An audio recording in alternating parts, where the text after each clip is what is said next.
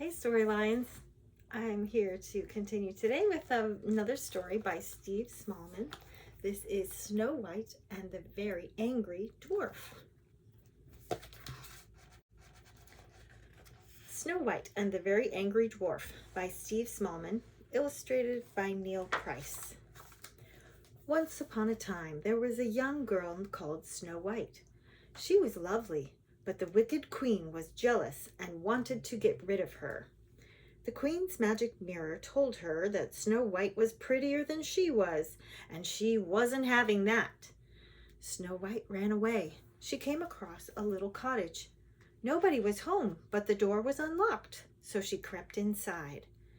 There were 7 little chairs around a low table in the kitchen and 7 little beds in the bedroom upstairs. "Oh, my goodness!" cried Snow White. 7 darling little children must live here, with no one to look after them."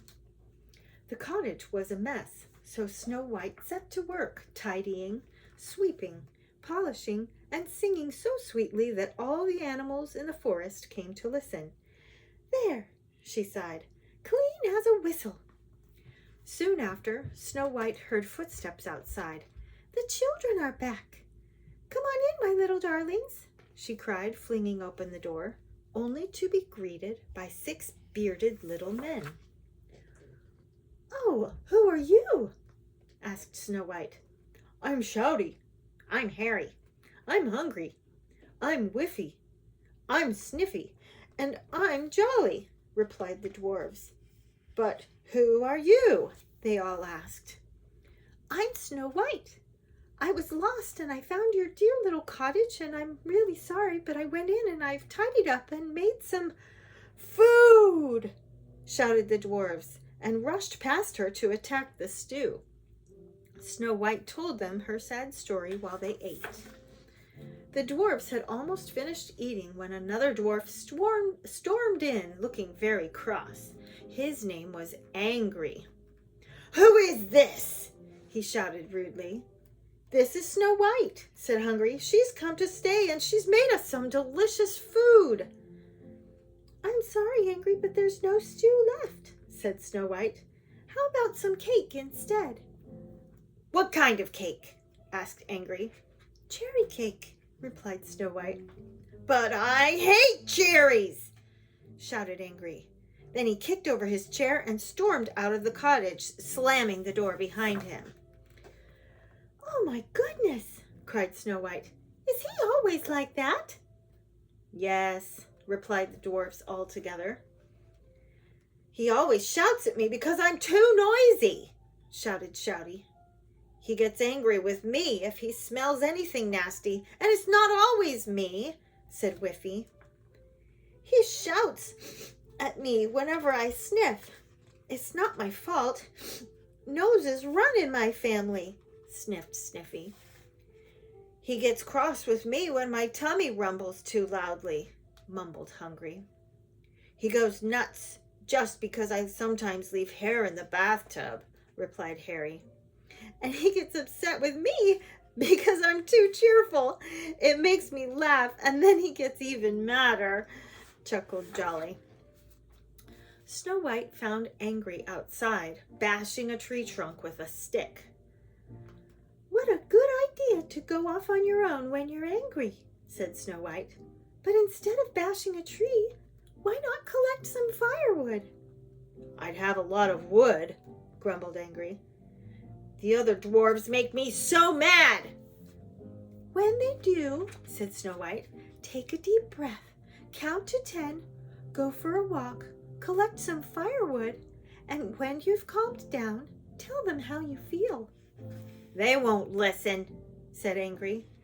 "They will if they want some cake," said Snow White. Back at the cottage, Angry explained to the other dwarves why they made him so mad. "You're always sniffing, Sniffy. Couldn't you try to use a tissue?" "Okay, I'll try," sniffed Sniffy. Snow White helped everybody to say what they thought, and nobody shouted, not even Shouty. Angry said sorry to everyone, and they all said sorry back. They all had a group hug, which Whiffy spoiled just a bit. Angry was about to get mad when he remembered what Snow White had told him. He didn't dare take a deep breath, so he went outside, counted to 10, and walked off to collect some wood. Angry soon felt calmer, but he had collected so much wood that he couldn't see where he was going, and crash! He bumped into an old lady who tumbled to the ground, dropping the shiny red apple she was carrying.